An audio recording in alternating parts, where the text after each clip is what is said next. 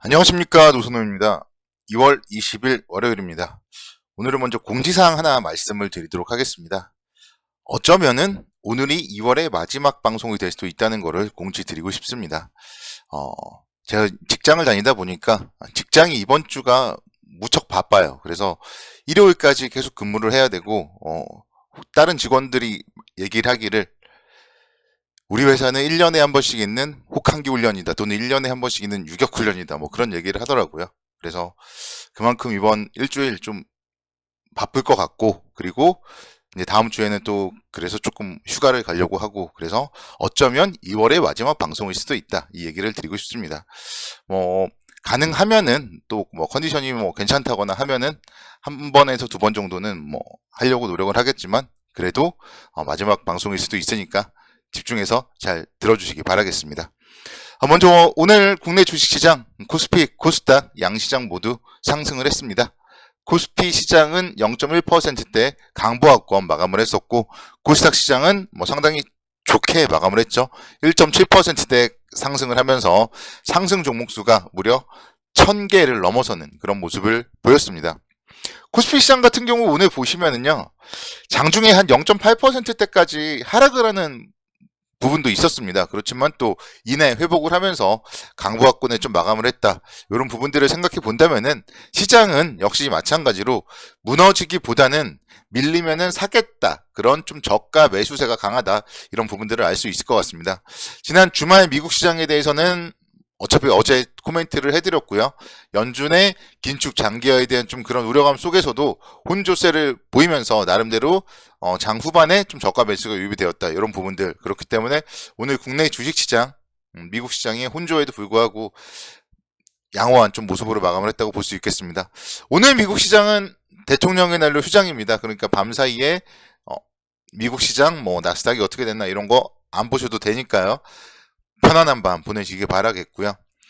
주식시장 오늘 뭐 사실 코스닥 시장은 많이 올랐지만 코스피 시장 같은 경우는 0.16%대 좀 강보합권에 그쳤고요. 거래량 거래대금 같은 경우 보면은 이제 지난주보다 좀 많이 줄어드는 그런 모습을 보였습니다.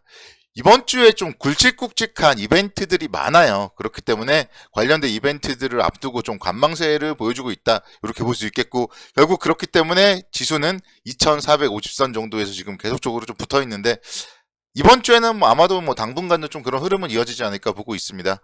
이번 주에 기준금리를 결정하는 금통위 회의가 있습니다. 그래서 금통위 결과에 대해서 어제 제가 자세하게 좀 코멘트를 해드렸고요.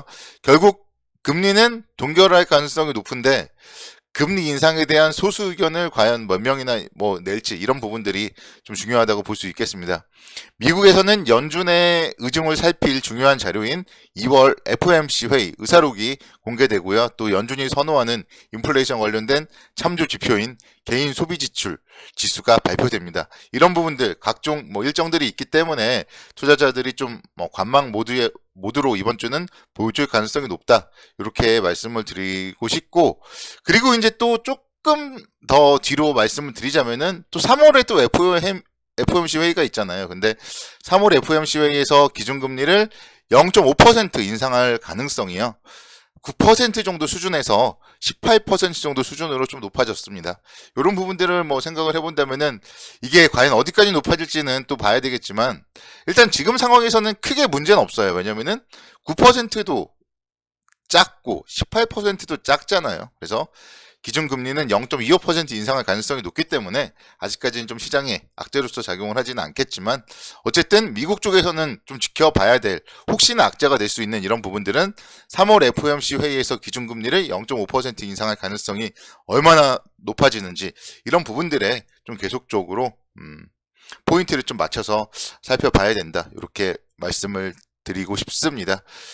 그리고 미국의 최종금리 역시 마찬가지로 좀 상당히 중요하잖아요. 그런 관점에서는 뱅크 오브 아메리카 그리고 골드만삭스 쪽에서는 3월과 5월에 이어서 6월까지 0.25%씩 금리를 올릴 걸로 예상을 하고 있어요. 그래서 관련되어서 역시 3월과 5월 달까지 금리를 인상하면서 5.25%에서 마무리될 것이냐, 아니면 6월에도 추가 인상을 하면서 5.5%로 마무리될 것이냐, 이런 부분들도 상당히 좀 뭐 우리가 앞으로 중요하게 지켜봐야 된다, 이렇게 설명을 드릴 수 있겠습니다.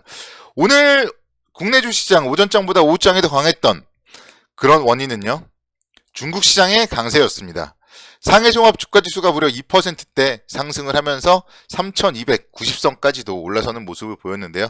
중국의 기준금리를 6개월 연속 동결을 하는 모습을 보였지만 리오프닝에 대한 좀 기대감이 중국 시장에는 긍정적인 모멘텀으로 작용을 했습니다. 그래서 중국 증시가 올해 연말까지 상당히 좀 큰 폭으로 한 20% 정도 이상 추가 상승을 할 것으로 전망을 하고 있는 그런 기관들도 많다. 이런 부분들. 특히 이제 작년까지 계속적으로 좀 코로나 때문에 좀 막아놨다면 이제 정말 이런 리오프닝 관련하여서 경기의 활성화 이런 부분들이 투자에 좀 긍정적인 모멘텀으로 작용을 할 가능성이 높다. 이렇게 말씀을 드릴 수가 있겠고, 중국 시장이 그렇게 긍정적으로 모습을 보인다면 우리나라도 지금 사실 수출이 썩 만족스럽지만은 못한데요.